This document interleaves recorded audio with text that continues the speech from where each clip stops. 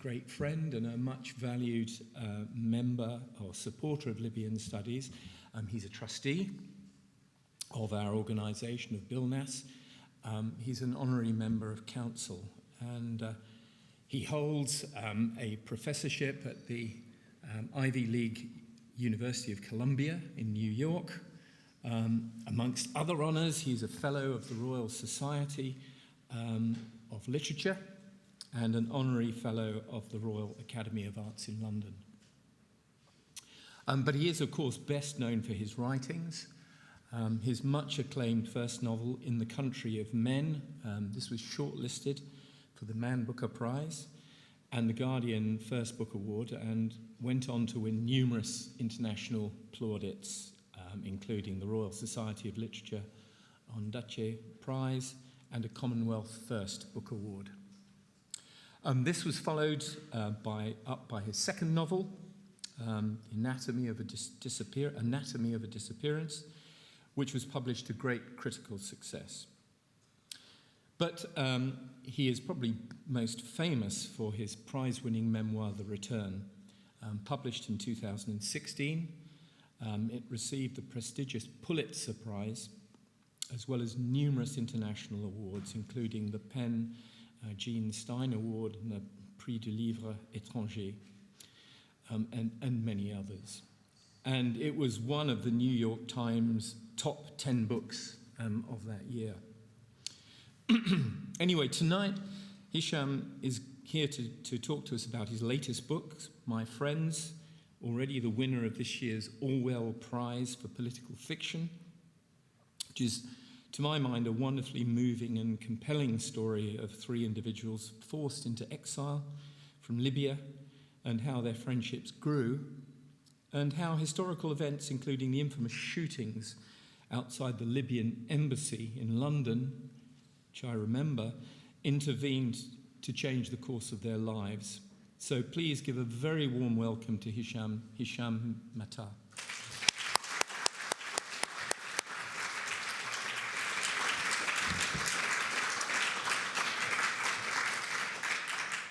Thank you, Nick. Thank you so much, and thank you all for being here, and greetings to my BILNAS colleagues who tolerate my unacademic self, and a warm welcome to friends who are here, and to everyone else who I will treat in the spirit of friendship, given the subject of my book, and also just a heartfelt thanks to Salim al-Mayyar, who is really without whom this evening would not be possible.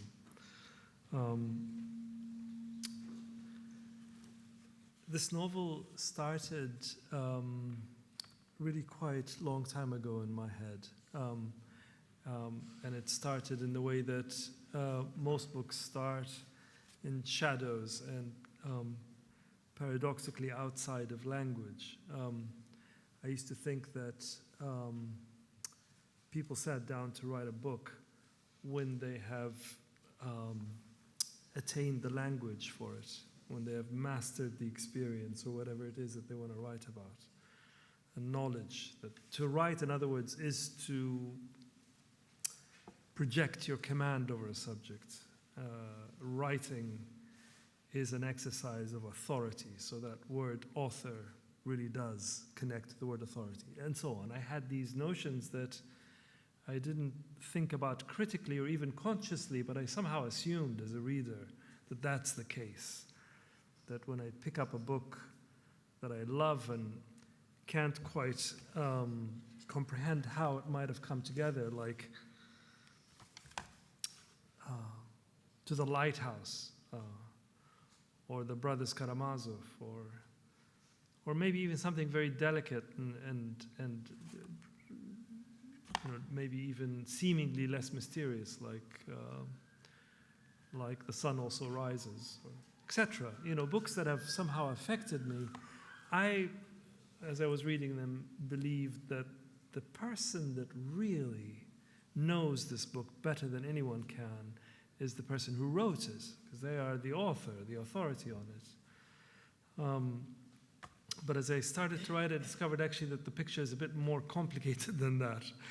That you start writing exactly when you don't have the words, exactly when the various elements of the subject that you want to write about and their preoccupations when you have matured and have become less certain, have become suspended in some way.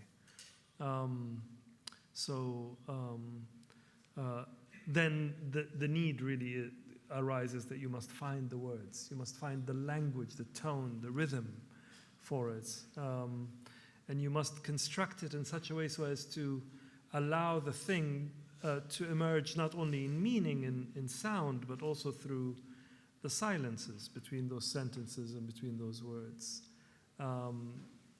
Because, and this is for me one of the great mysteries and also exciting things about literature, is that the thing that you're writing about doesn't actually exist in words. It doesn't exist in language, just like all the feelings and the ideas that we have. We must find the right words to translate them.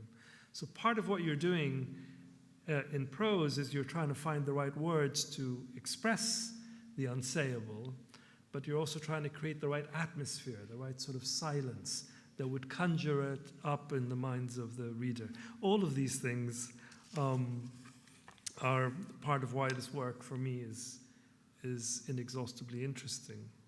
And so when I had this idea for a book about temperaments, a book about friendship, a book that I wanted it to create a space where some of the things that I have found always interesting and fascinating about friendship to emerge. And thinking in this way, I wrote the first page and didn't really see my way through it after that. I just put it down and left it for a good 8 or 10 years.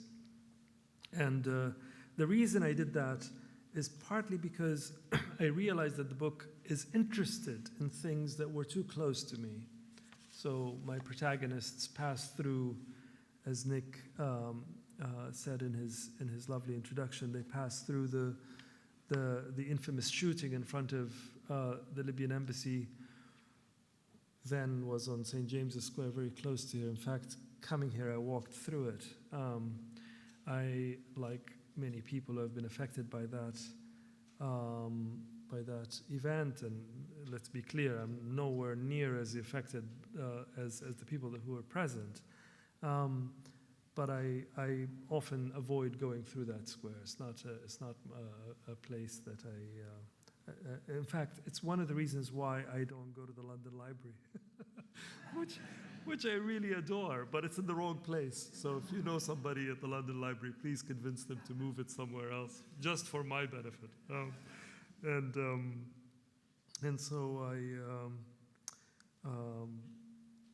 so the novel was close to me for that reason, but more pressingly because I knew that the characters passed through the Arab Spring, and the Arab Spring had just happened a year before. I was thinking about a year before I wrote this first page.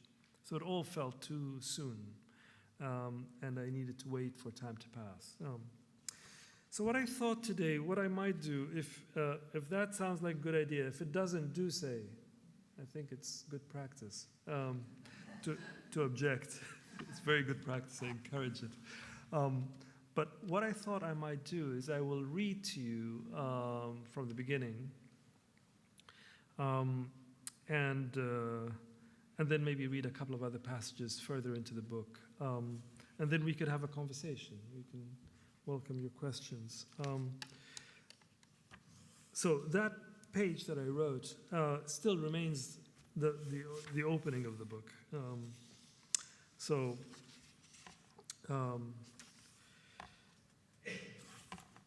It is, of course, impossible to be certain of what is contained in anyone's chest, least of all one's own, or those we know well, perhaps especially those we know best. But as I stand here on the upper level of King's Cross Station, from where I can monitor my old friend, Hisham Matar, walking across the concourse, I feel I'm seeing right into him, perceiving him more accurately than ever before, as though all along, during the 2 decades that we have known one another, our friendship has been a study, and now, ironically, just after we have bid one another farewell, his portrait is finally coming into view.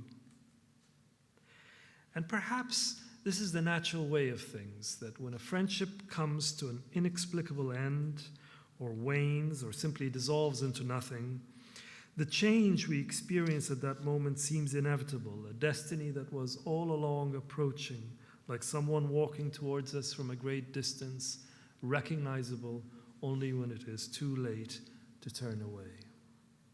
No one has ever been a nearer neighbor to my heart.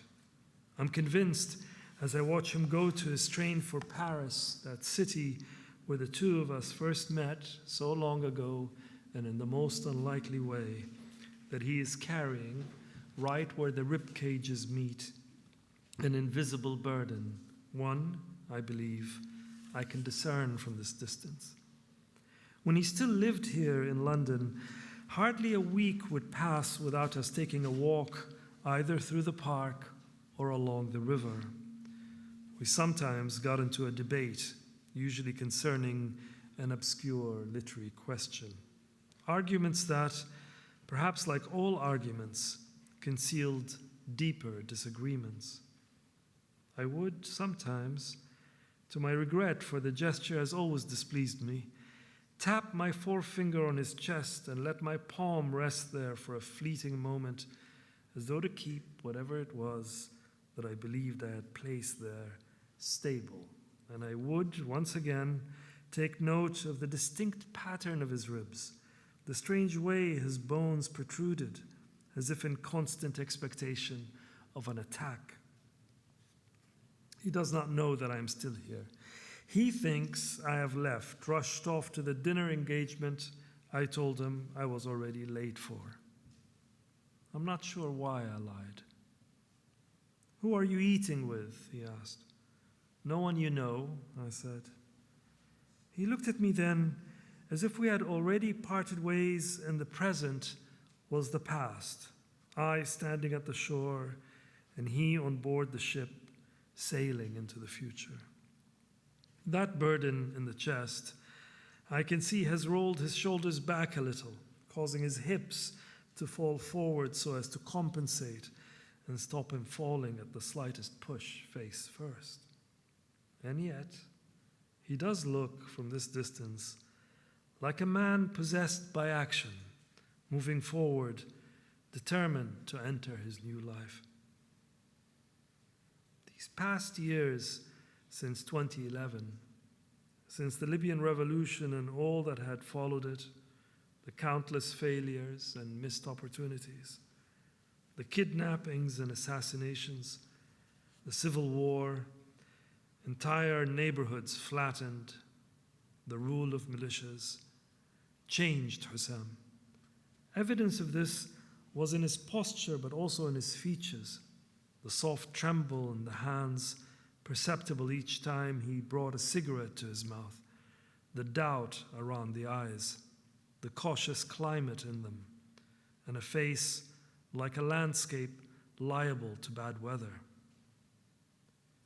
Soon after the start of the revolution, he returned home, and perhaps naturally, a distance opened between us.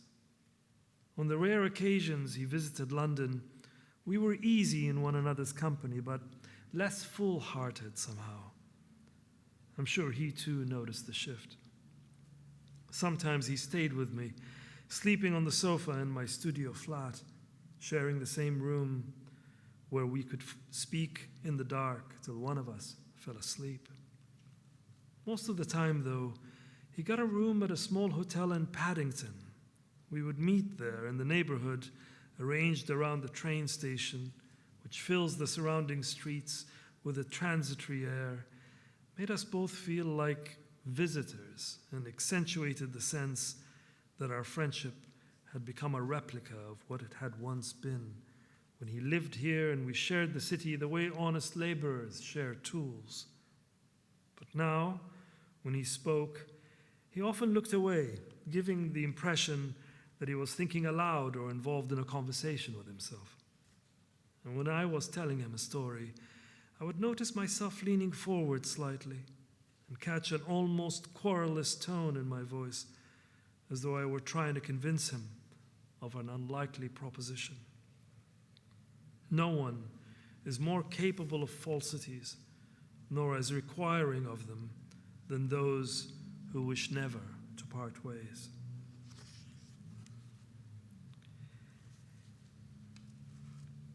Yesterday evening, Hisham arrived from Benghazi. We sat up talking till dawn. He slept on the sofa and did not wake up till early afternoon.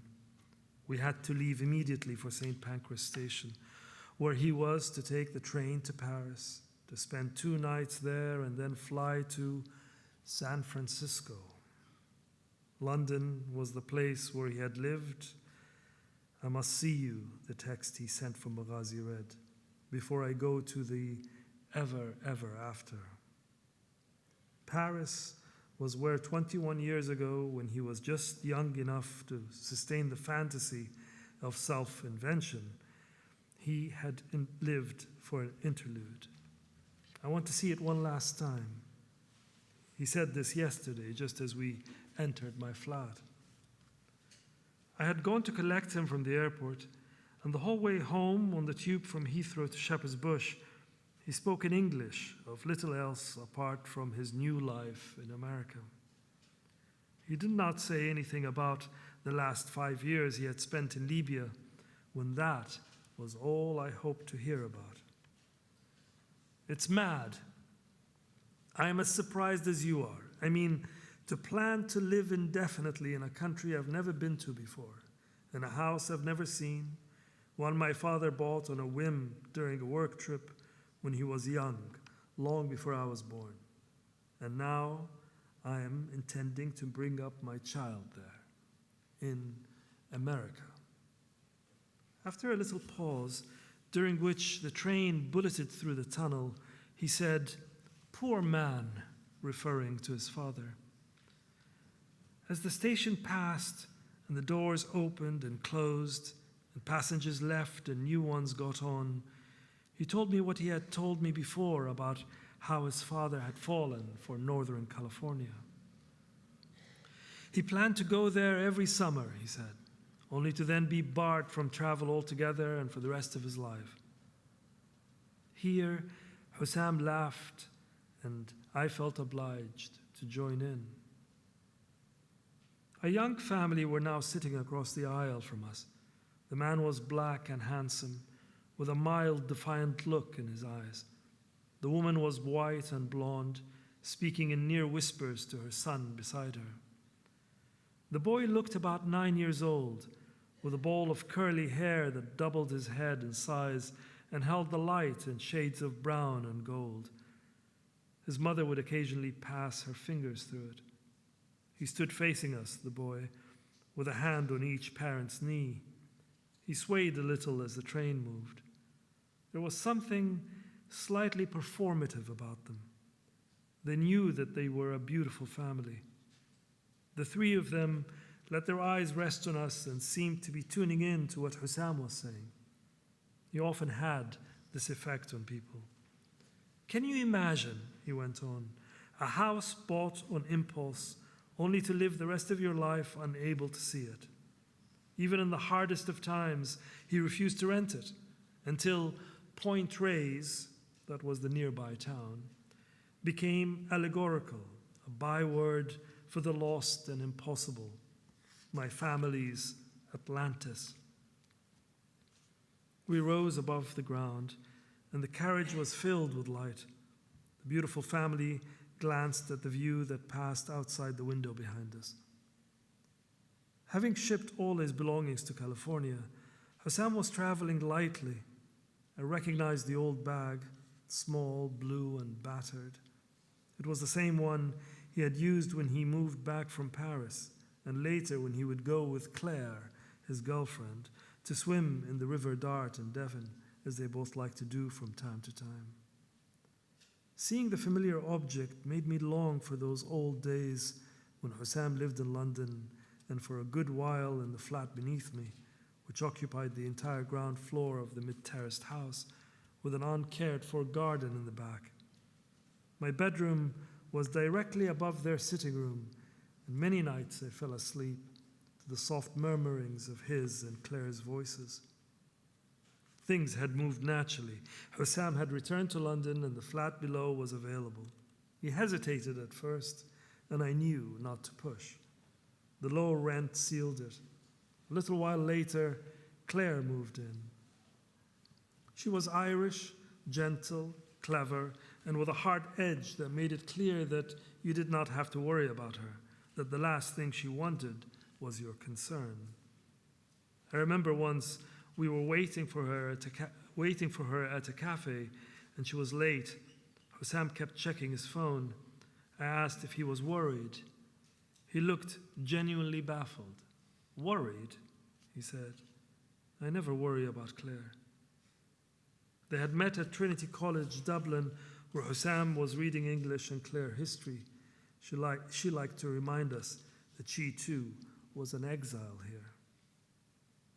But I tell you, Hisham went on, more privately now, leaning closer but continuing to speak in English, these past few weeks, as we have been packing and arranging for the move, my old man, God have mercy on his soul, has been on my mind.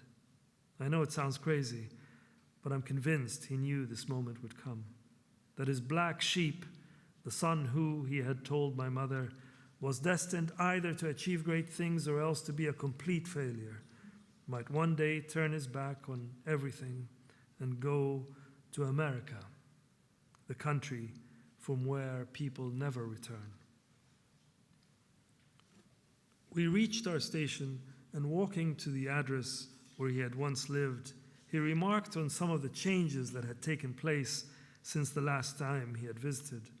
The old bakery that had been taken over by a supermarket, the attempted improvements to Shepherd's Bush Green, that large triangle of grass that has always been surrounded on all sides by traffic. He felt quiet when we arrived at the familiar street, with a row of houses on either side. I was quick with the keys, have always been, and in all the years that I've lived here, I have not locked myself out once, nor lost my keys, nor my wallet. There were the unchanged common parts, with the posts scattered on the faded carpet, the lights that went out before you reached the top landing. But Paris, he suddenly said as we were climbing up the stairs, that is pure nostalgia. He left his suitcase in the kitchen and went directly to the bathroom, leaving the door wide open. He soaped his hands and face, continuing to speak of his plans, how he wanted to walk all the familiar streets, revisit Jardin Sauvage Saint-Vincent, where he had once taken me. And as the evening progressed, a new expression came over his face. Sitting in my kitchen with his small bag beside him, he appeared as if he were not only sitting beside his belongings, but to one side of his heart, enduring the distances between Libya and America, between his former life and the future. Perhaps now that he was in London at the in-between place and had heard himself tell me of his plans and no doubt sensed my lack of enthusiasm, the true nature of what he was embarking on suddenly felt exposed. The fantasy that he could go to America as though it were another planet and none of the old ghosts would be able to follow him. It was obvious that this tour of his former two cities was in part motivated by regret for the passing of the life he had once enjoyed before everything changed, before the Libyan wind that tossed us north returned to sweep its children home again. We are in a tide, he had said back in the passionate days of the Arab Spring. when he was trying to convince me to return to Benghazi with him. In it and of it, as foolish to think we are free of history as it would be of gravity. So, the three friends, the friends in the title include mainly the three friends, Khalid, who's narrating, Hisham, that he's bidding him farewell, and the third friend is Mustafa. But the title, of course, also extends to other friends, and perhaps very importantly in the book, to the books that these friends use to navigate their life in London. Khalid is somebody who is navigating, finding his life in London through the writers that he loves, through the writers that have marked him. And this book is certainly filled with his passions for that. But the other friend, Mustafa, who at least in Khalid's conception, Mustafa moves into the past by going back to Libya. Hisham is moving into the unknown future by immigrating abroad. And Khalid holds the present. And the way that he knows Mustafa is that he meets him in the scholarship program that he is sent to. Khalid gets a scholarship to go study English at University of Edinburgh. Stroke of incredible luck for him. And he is he's a student who is really passionate about literature, so he goes there out of the need to study. There was a joke in those days that scholarship groups, Libyan scholarship groups divided into three categories. There were the readers, and the readers are people who went to read, to study. They were a very small minority. And then there were the writers, or people who went to write reports about everybody else. And they were also a very small minority. And then there was the majority who went to do neither of those things, went really just to have a good time, have fun. Mustafa and Khalid were both readers. They both were very passionate about literature. Mustafa is much more hot-blooded politically. He wants to do something. Khalid less so. And Mustafa convinces him that they should go to London together because there's this demonstration that's being planned in front of the Libyan embassy. And on the face of it, it's also an exciting adventure to go to London. They'd never been to London before. So they take the bus together to go to London. And they're at the demonstration, and it's the demonstration that really changes their lives totally. It upends all their plans.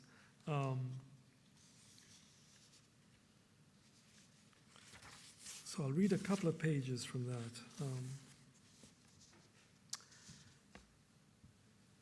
The demonstration was larger than I had anticipated.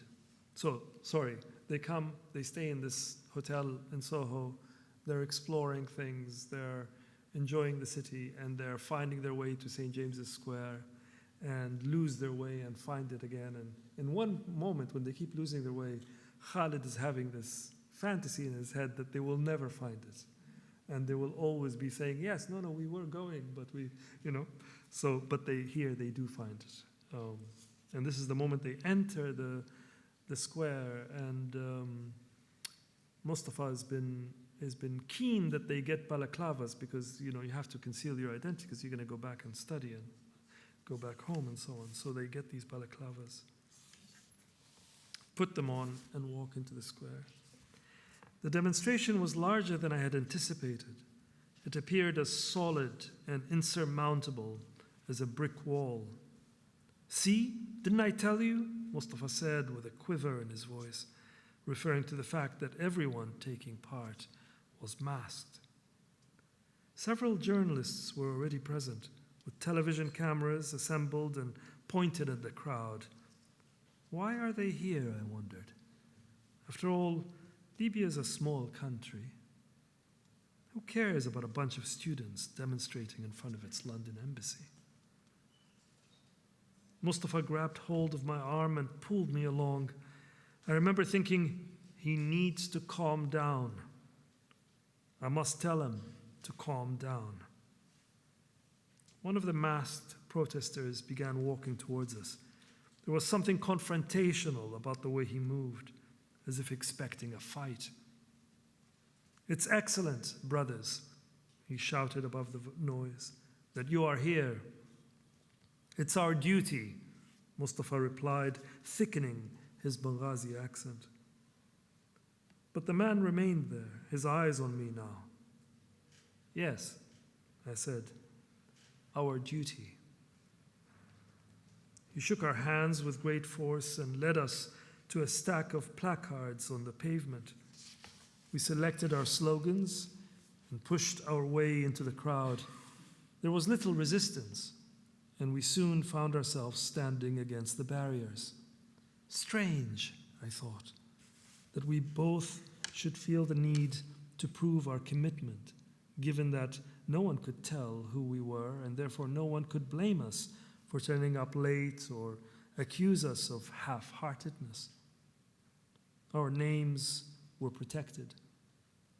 Yet, I do not think I have ever before or since felt such solidarity.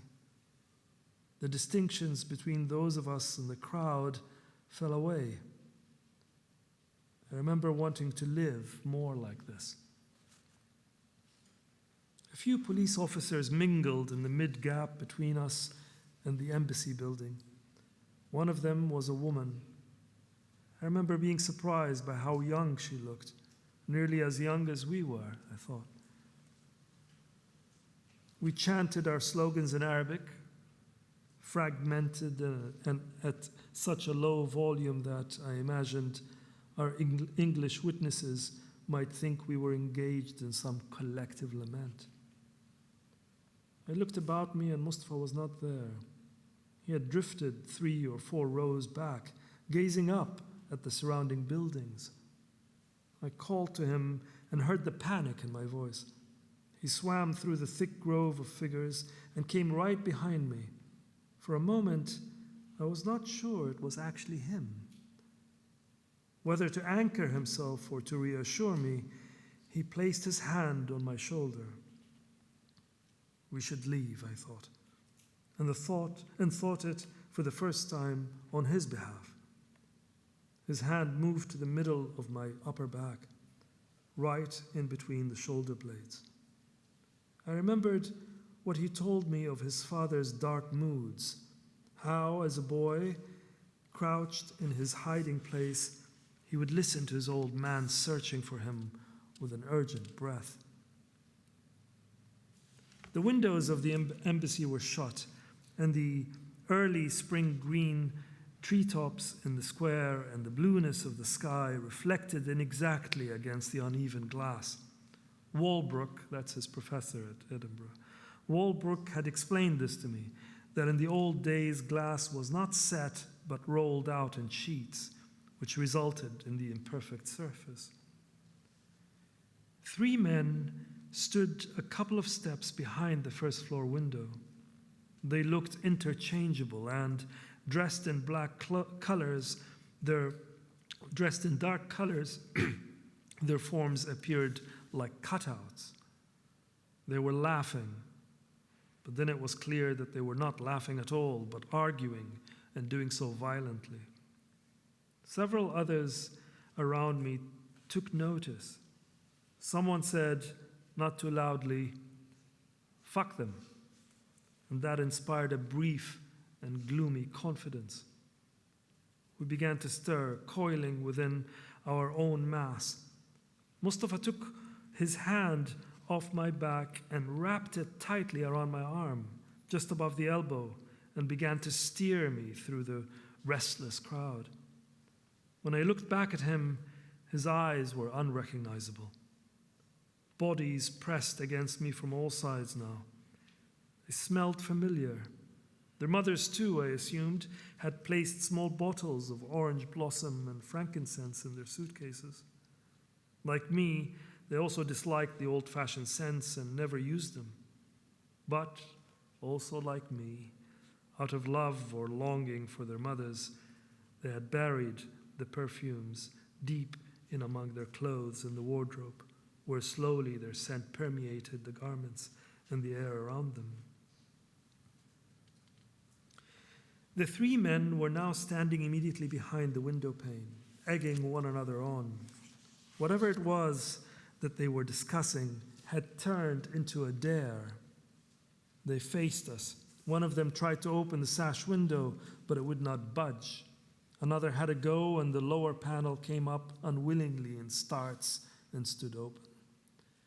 They leant out and shouted, but could not be heard. One of them then disappeared and returned carrying something black and bulky.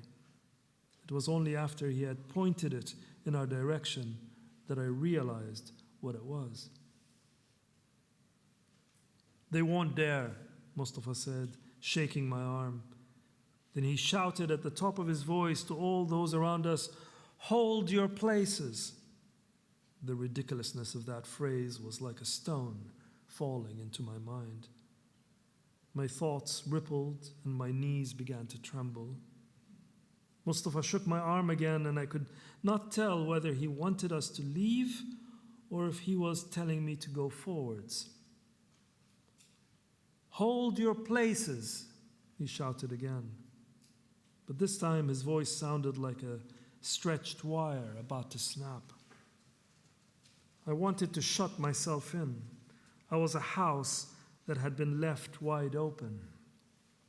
I thought of falling to the floor and, if he would not let go, pulling Mustafa with me, crawling through the forest of legs, not minding the shame in it. I blamed him because he was the only barrier, the only one who would know the face behind the mask. I pulled him close and shouted right into his ear, "I'm done with this shit."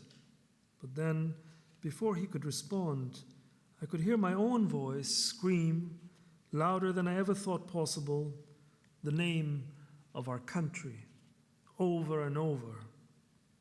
Mustafa let go of my arm and joined in. The others did too, and with that collective spirit, which is as mysterious as the motion of a school of fish or a murmuration of starlings, we became a harmonious mass, fervent and perfectly in rhythm. We divided Libya into 3 syllables, chanted it in rapid staccato. The name was one part black and the other white, one solid and the other air. We added a small and nearly inaudible ah at the beginning and a further exhaling ah at the end. This way the word expired just before it was renewed again. Ah, li, biya. Ah, li, biya. The name grew brighter and freer the more we called it. But even as the chant shook my body, I wondered if, to the assembled police and journalists, what we were saying did not sound like Libya at all, but rather the English word alibi. And perhaps we had deliberately merged the 2 words because at that moment we understood more vividly than ever before that each and every one of us lived a life that was in desperate need of validation.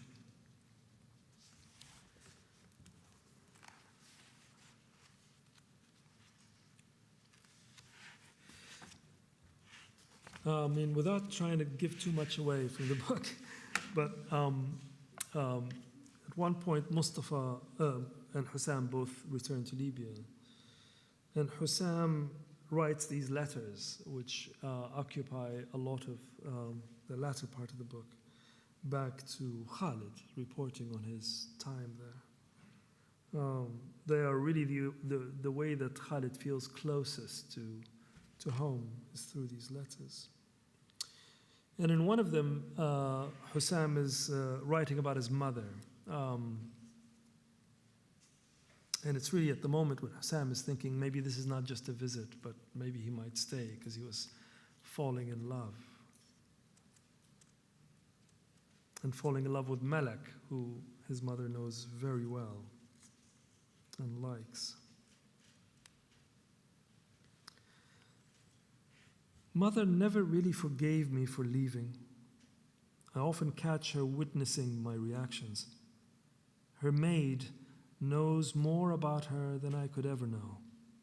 The woman had been raped, disowned by her family, and found refuge here with my mother. The sadness of the world is in her face. You think people don't notice, but then everything is seen. And I know that Mother has the intelligence of a blade. She doesn't like my aloofness. Her silence is the silence of outrage whenever I make a mention of my plans to return to England. She thinks the revolution is the most golden moment of her life. Today it all came to a head. She and her maid were sitting stoning olives, their backs hunched, their faces downturned, the black flesh staining their fingertips. I merely passed by, but something about the scene struck me as tragic. It is a mistake to think this, I know. Love and pity are not the same. Sometimes the love we feel seems much more easily endured if converted to pity, when that just kills it. A little while later, Mother called me into her room. "Sit down," she said, brushing her long white hair in the mirror. "Don't look at me like that again," she said. "You have no cause. If there's anyone worthy of pity, it is not me, not even my wretched maid with all of her troubles and misfortunes. Troubles and misfortunes she has yet to find words for. No, it is not us, but you, living outside your country and doing so for such a length of time that a sad distance, which you with your high ideals call objectivity, stretched and extended between you and your land, your people and your family, that you could dare to look at your mother like that." I was caught and felt it and looked it. "No man should seek to see his family objectively," she said, "not only because of the sheer impossibility of the task, but because such an ambition alone breaks the covenant between kin. The whole point, silly child, is to love unfathomably, where hate and affection, bewilderment and clarity are braided so tightly that they form an unbreakable cord, a rope fit to lift a nation. That's what your forebears did.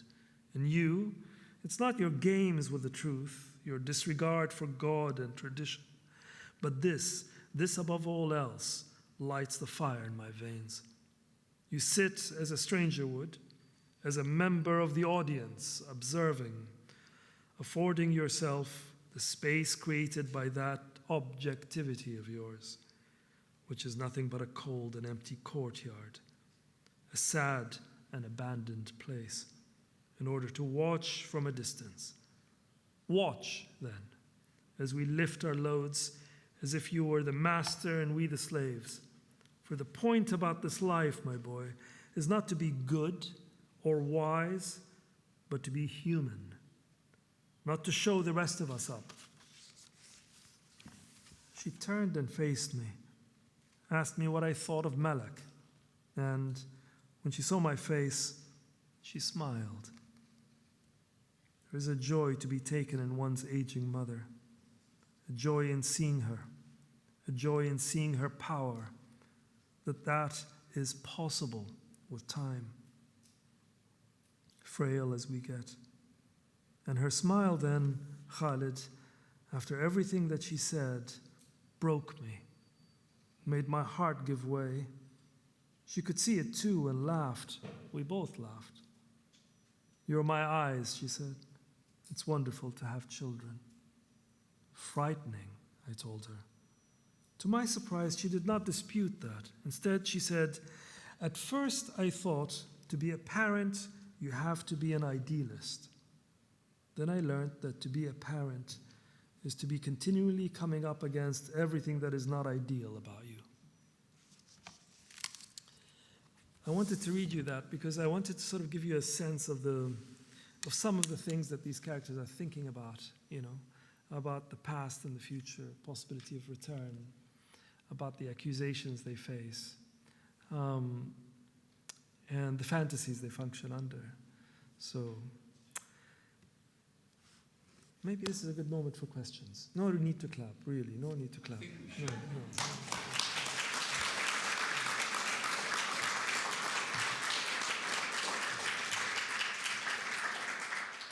Thank you very much indeed, Hisham, and I don't think you did give too much away. So it will mean that everybody should go and, I think, have a look at this book. I was wondering if I could start with a very, probably a very basic question, and maybe this is what other people be thinking too, and sorry if it's something you've been asked dozens of times before, but I'm just interested from the point of view how you construct a novel like this, and you sort of gave a little clue why you had these three characters that one might represent the present, the past, and the future. I mean, was that one of your main considerations in, using that as a vehicle? Yeah, not at the outset. I mean, that's something that emerged, but one of the things that was clear from the beginning was, and I didn't mention, is that the book is told across this walk, that when Khalid bids farewell to Hisham at St. Pancras Station, he is so overcome by that moment, by being left alone, as it were, in the city without his two most intimate friends, but also oddly liberated, and so he decides to walk home from St. Pancras to Shepherd's Bush, and the whole novel is really told in that walk. And that was something I knew quite early on, and found interesting on several levels, and one in the way that you have the potential to treat time. That we know, for example, from our experience, that there are moments when we feel like so many days can pass and you remember nothing of them. And then there are certain moments that seem temporally porous and that can absorb so much. And in just a couple of hours, you could have a whole life, several decades in this occasion. So that was fascinating to me. The other thing was that I knew very early on that it's a nocturnal novel. It's a novel told at night, into the night, and with all of that abstraction that we get in the night when you don't know which way to turn, like, how many hours are left, how many hours have passed of the night, So those were some of the structural things early on. But then soon after, I realized that one of the things that I'm interested in is questions of temperaments, of how you can structure a novel around three temperaments, three people who are very close and otherwise aligned over many things, but who have a different temperament. And I feel the novel is really the place for temperaments, that you can really... It's very difficult to talk about temperaments in any other field, I feel, because people don't know what on earth you're talking about.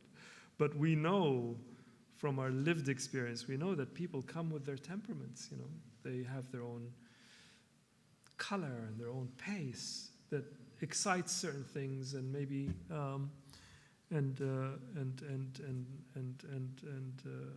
repels other things, and I felt that that's something that's very hard to talk about outside of a novel. Yeah. Can I open it up? Thank you for the captivating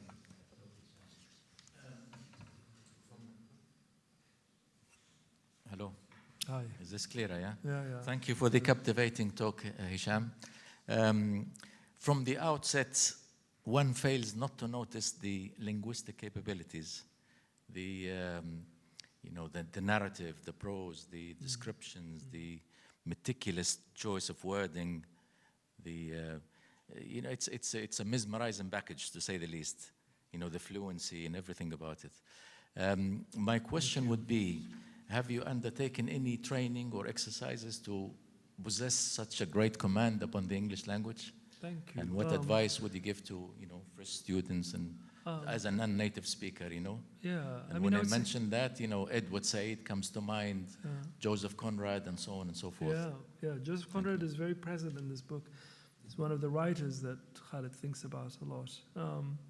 I suppose, reading and living and listening to how people speak, all of that, and writing. Those are the things that make you better, make you a better writer. In the early days, is doing all of that as often as you can. And then also following your passions about language, because we all have them, I think, and we all doubt them. I think a lot of us, particularly when we're young, I speak for myself, function under the myth that there is a kind of correct way, and maybe that makes us a little bit shy about our own voice, for lack of a better word. And reading and writing are good ways to arrive at that, to find it. Follow-up question, and this may expose, the childhood and so on. I do know that you're a great Arabic reader. And do we categorically classify that you have adopted the English language as the language of writing? Or would you write in Arabic again? Well, I was going to say when you asked that actually the sense of language, started with Arabic. So I had a great. I still remember those moments when my parents would have friends over and they would be talking about this and that, and it's just a jumble, a clutter of. He said, she said, all this is going on, and then somebody finally, usually towards the end of the night when you're sleepy and exhausted, and somebody says, let me read you a poem.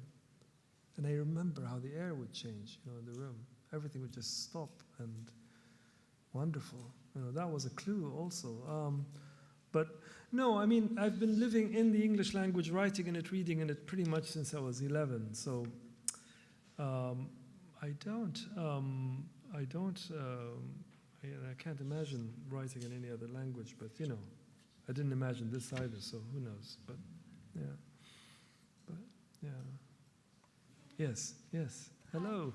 Hi.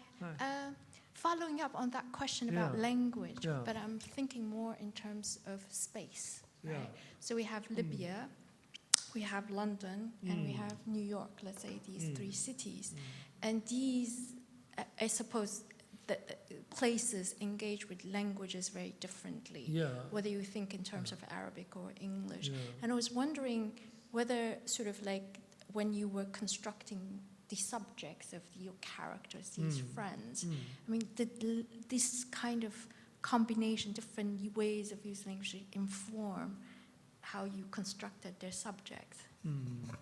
It's a very good question, because in a sense, one of the things that I'm interested in is how do you write back? Yes. So if all of this happens and you're trying to capture something, how do you write back? And by writing back, I don't mean literally to a specific place. One of the books that I really love and I think is a great, it's just a towering work of exilic literature is Ovid's Trestia, which he writes from Constanza when he's sent to the Black Sea by Augustus. We don't know why he sent him. There's, I think the only explanation that Ovid offers, a very vague explanation. He says, Carmen et error, a poem and a mistake. So anyway, he's exiled to this place, and he is hopeful for forgiveness, that he'd be able to come back. He's away from everybody he knows. He's away from the language that he loves. He was this, a very celebrated writer, enjoying life in Rome. And suddenly he's in this place where he doesn't speak the language, doesn't know anyone. There's no theater, there's no library, there's a real isolation. And he writes these incredible works that he sends back. And one of them, Trestia, is this book-length poem, in which he's very much doing this thing of writing back, but in a very explicit way. He makes the book into a kind of ambassador and instructs the book, So it starts, he says, "Little book, no, I don't begrudge it you. You're off to the city without me. On your way then, but penny planed as befits an exile's sad offering, and my present state for you. There will be no slipcase and vermilion." They used to dress these books beautifully. "No cedar oil backing, no white edges to set off your black letters. Appear for inspection briskly, unkempt. And if in the throng you should come upon one who should chance to ask about me, don't say he's well.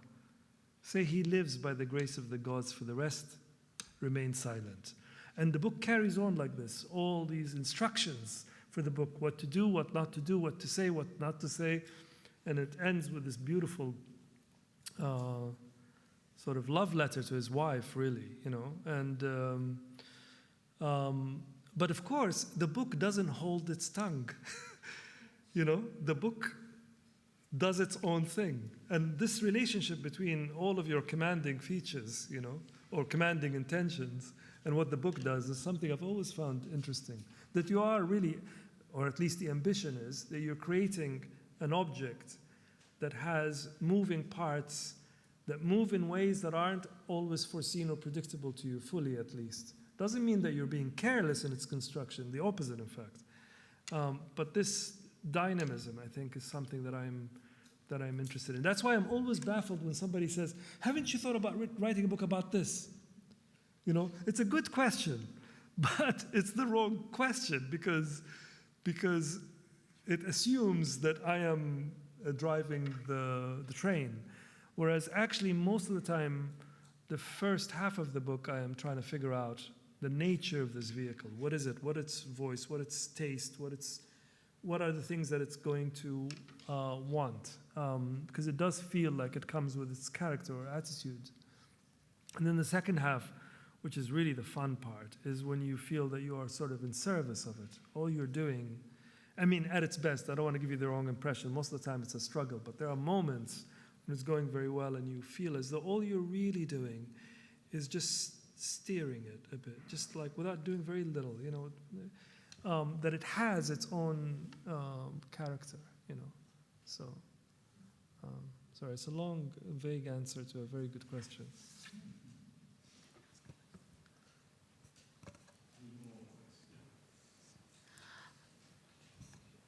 Would you consider Libya as your point of departure when writing? Also, do you ever experience any cultural interference when writing into English?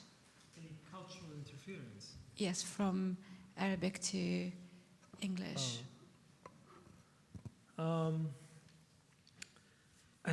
Libya is the country that I come from. It's and I grew up in a very Libyan home, and so for sure it's the point of departure. I am, though, unenthusiastic by nature to define such things purely in national or cultural terms. It was the point of departure also had so many other things in it that have nothing to do with nations or national culture, that had to do with something else. But yes, I would say for sure Libya is a point of departure, one of them. But no, sorry, the second one is cultural, what you said? Cultural interference. I'm not sure what you mean. I don't, do you mean that I'm not sure what you mean.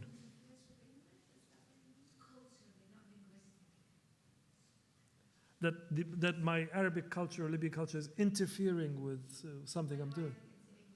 No, I don't feel that. But if it's present, it doesn't feel like an interference. I don't feel I'm sort of, interference would suggest to me that I'm somehow fending off, and it doesn't feel that way. I mean, you write in a sense to expose yourself, really. You write so you know what it is that you're passionate about and what it is that you think. Or at least the kind of writing I'm interested in is that, you know.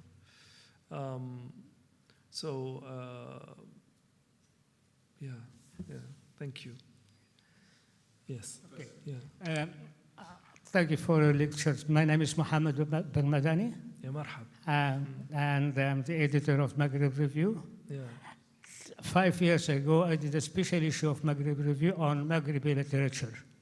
Oh, on what, sorry? Maghrebi literature. Yeah. I hope your lecture will encourage more people here to read about Maghrebi literature and as well as yours. Yes. My question is about circulation of your books. Have they been published in Arabic? If so, where are they distributed? Which country where they have been distributed in?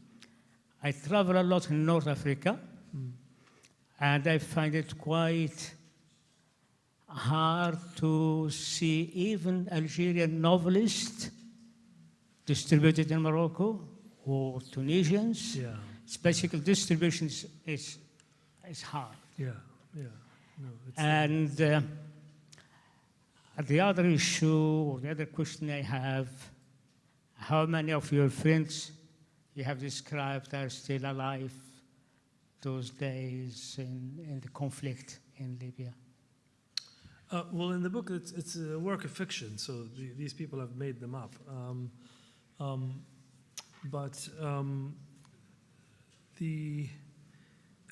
I like you, I share an enthusiasm for people reading more from Maghreb and reading more just generally from other places. I think we exist in an interesting moment because I do feel that the cultural discourse here is getting quite myopic. You know, there's a lot of echo in the room. And I think a lot of people are sensing it and wanting to hear from others. And not to hear from others just as being representative of somewhere else, you know? Oftentimes you get sent to places and you're really just, you're there because you're not from whatever it is that, you know? And those gestures, as well-meaning as they are very narrow and simplistic. I think what's happening now, or what I'm sensing, my optimistic self, is sensing this growing appetite for a much more internationally dynamic conversation about the things that we're all facing, and to hear more and more from people that we haven't been hearing from, that you don't get in the London Review of Books or, you know, in other publications. So I hope that trend continues. You see it more and more in the literary publications here. There are more literary publishers who are publishing very well in translation, much better than, say, 10 years ago. Not enough, but it's happening much more. But as the distribution question, my work is published in Arabic, and it's published by Dar al-Shuruq, who are based in Egypt. And they distribute better than most publishers, at least in Egypt. But you're right about the difficulty of getting books in neighboring countries, and usually has to do with censorship and other problems. I think part of your first comment about knowing more about writers from elsewhere is also connected to that, because I think also a lot of us in North Africa look elsewhere rather than look around us for conversations. I've always, for example, found it very interesting that nobody blinks when a Norwegian writer goes to Morocco and writes a book about a region in Morocco, and that's fabulous. I think that's wonderful. But when a Libyan writer goes to Morocco and writes a book about Morocco, then there's why? What do you want? So I think we have also developed a kind of suspicion towards one another, which is also well-founded given all the problems that we have had to endure, but I think needs to be sort of undermined, really. I think that the main problem is, of course, circulation. But to get more people to be involved. For example, you have in North Africa the Writers Association, who is supposed to promote more Arab novelists and culture, but Minister of Culture does quite a bit of work on this area in Morocco, for example. But what I find it quite, as I said, amazing is that there are some excellent novelists in Tunisia as well, and they are living in Canada too. And yet their novels or their work, including artwork, is hardly known. And I struggle myself all the time to find a reason. And yet in Rabat, in Morocco, there are so many bookshops around. Even in the street, there are so many bookshops around, and pavement stalls, and yet we don't find our neighbors' countries' novels distributed. I'm not a novelist, I'm a political scientist. I'm not a novelist, but I read a lot of novels. And I try to promote more North African culture, but it's hard. Yeah. Thank you. I was really fascinated at your comments right at the beginning, how you wrote the first page of this book and then put it aside for, what do you say, 8 years or more, and then you started writing it. And it brought to mind something which I heard a long time ago, nearly 40 years ago, when I was really quite small. I went to a talk by the author Alan Garner, and he described his writing process. He said that he would sort of have a book in his head, and he couldn't start writing it until he was able to write the last page. And then once he was able to do that, he could start at the beginning and go through. And he once tried to sort of preempt that process, and it was a terrible mess, he said. I mean, and you described how, when you start, you don't actually have the language, and it's all sort of suspended. So my question, quite simply, is when you started writing this book, did you know how it was going to end? No, I didn't. And I usually when I know, I lose the will to write it. I write a bit like a reader, I'm sort of, writing to me is a profoundly close reading, on some level. But with this one, it's unusual because once I figured out it was a walk, I suspected that most likely it will end back where they started. So I had that, and that was very unusual for me. I didn't know what he will find there, what he will do, what he will say, what he will think, none of those things, but that did give a point in some way. But just to say a little bit about what I mean by close reading, so that page, this sounds really, and I'm growingly suspicious of this strategy of mine, where I sort of throw my darlings at the deep end, as it were, right? And I don't know. I don't think that's right. Anyway, but that's what I do. I write the first page. I think, oh yeah, that actually feels right. It is, by which I mean it has in it a kind of resonance and a sort of something integral, and also I feel it in my body. It's not all of it is intellectual. I feel it in my body, and I think, okay, so I leave it and say, okay, let's see if you're going to survive. Leave it, ignore it for a while, try to forget it. See, that's the part that I think is wrong, but that's what I do. And as I'm thinking about it, I'm applying close reading in this sense. So this sentence starts, and also it's a very long sentence, another reason to be suspicious of it. It's a very long sentence, right? It is, of course, impossible to be certain of what is contained in anyone's chest, least of all one's own or those we know well, perhaps especially those we know best. But as I stand here on the upper level of King's Cross Station, from where I can monitor my old friend Hisham Matar walking across the concourse, I feel I'm seeing right into him, perceiving him more clearly than ever before, as though all along during the 2 decades that we have known one another, our friendship has been a study. And now, ironically, just after we have bid one another farewell, his portrait is finally coming into view. So I'm thinking, who's talking? why does it start like that? Why does he say, it is, of course, impossible, as though mid-sentence, as though mid-thought, as though it's very intimate, as though I'm inside his head or he's talking to me confessionally. But then the rest of it doesn't stack up with that. There's a contradiction because the sentence has a kind of mannerism about it. It's formal, as you know. So all of these contradictions. So I'm reading it that way, you know, and thinking, interesting. So what would the next sentence would be? Maybe it will be, you know, this, or maybe it will be that, and then no, that's not it. No, it's this, you know, and so on. And then you find another sentence that will just complicate the rhythm, like no one has ever been nearer to my heart, and that's a short sentence that is very intimate and sort of complicates what's happened before. And it's a bit like that. It really is a bit like that. You're sort of finding eventually you have enough of those sentences that you could have more sensible sort of architectural thoughts about the book. But at the beginning, it starts very much like that, you know. Thank you for the question. I think we should let Hisham off the hook, as it were. And, I'm not on the hook. First of all, though, to thank him enormously. Thank you. Thank you so much.